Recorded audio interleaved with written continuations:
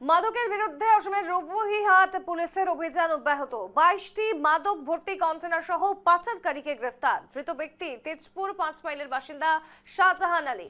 একটি 4 চাকার গাড়ি সহ পুলিশ তার কাছ থেকে বাজেয়াপ্ত করেছে 3.10 গ্রাম হেরোইন। বর্তমানে আরো তথ্য উদ্ধারের জন্য ধৃতকে জিজ্ঞাসাবাদ চালাচ্ছে পুলিশ। পুলিশের মাদক বিরোধী অভিযান অব্যাহত গোটা অসম সহ উত্তর পূর্বাঞ্চলের বিভিন্ন প্রান্তে, এবং এবার আবারও বিপুল পরিমাণের নেশাজাতীয় সামগ্রী উদ্ধার করতে সক্ষম হয়েছে পুলিশ।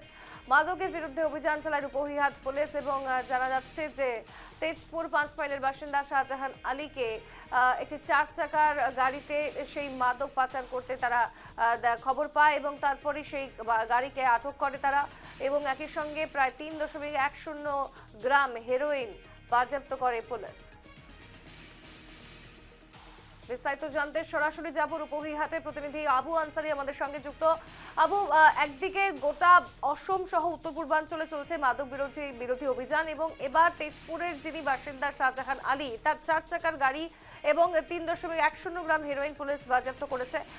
এই যে অভিযুক্ত, যার বিরুদ্ধে অভিযোগ উঠছে, সে কোথায় এই মাদক পাচার করতে নিয়ে যাচ্ছিল, এবং তার পাশাপাশি কতদিন ধরে সে এই মাদক পাচারকারীর সঙ্গে জড়িত?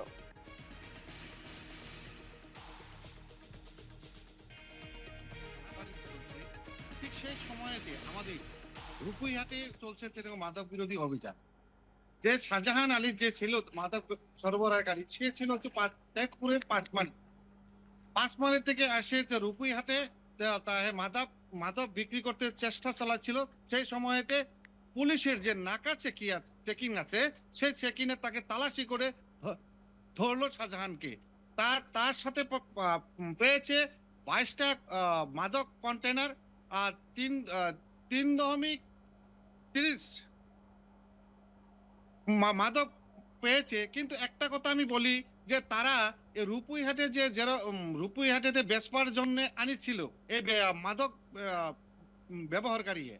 তারপরে দেখা গেছে যে রূপহীহাটে যে আরো মানুষ আছে মাদক ব্যবসাকারীরা, তারা এখন তাকে পুলিশে ধরতে পারছে কি না সেটা এখন পর্যন্ত কোনো তথ্য আসেনি। কিন্তু আমি একটা কথা আরক্ষী পুলিশকে বলবো, যে যারা দূর থেকে 5 মাইল থেকে কেমনে আনতে পারলো যে মাদক ব্যবসারা, যে 4 চাকা বাহনে শাহজাহান আলিয়ে, তার সঙ্গে আরো মানুষ জড়িত আছে বলে সন্দেহ করা হচ্ছে। আর একটা কথা বলতে পারি, যে আমাদের যে নগাঁও জেলায় যেমনে বিদ্যালয় চলছে, সেমনে এতে রিহাব সেন্টার চলছে। 20 থেকে 20টাকে রিহাব সেন্টার আছে। সোনালী, ধন্যবাদ তোমায় আবু।